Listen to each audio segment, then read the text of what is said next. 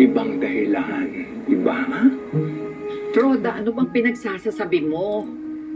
Naku, Neng, huwag ka na nga magmaang-maangan. Nakita kita yung naalalayan ka ng Prince Charming mo. Hindi ba?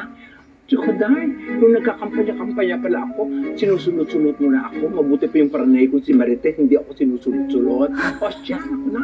Ikaw na ang winner. Ito ang corona. And the winner is... Roda, tigilan mo nga ako. Nagkakamali ka.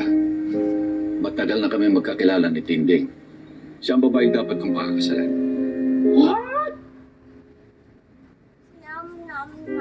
Is this true, Tindeng?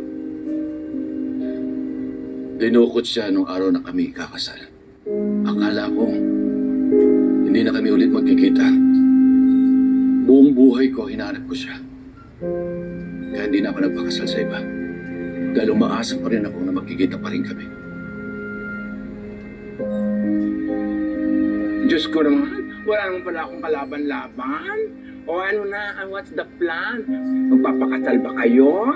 Ako ba ang maid of honor? Ba, Roda? Tama na.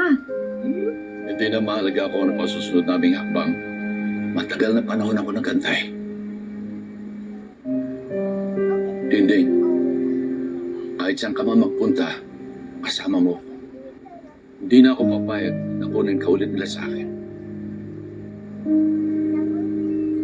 Diyos ko, sana all. O, iwanan ko na kayong dalawa, ha? Nakakaloka, how sweet. Babush. Ako, Tindeng, ha?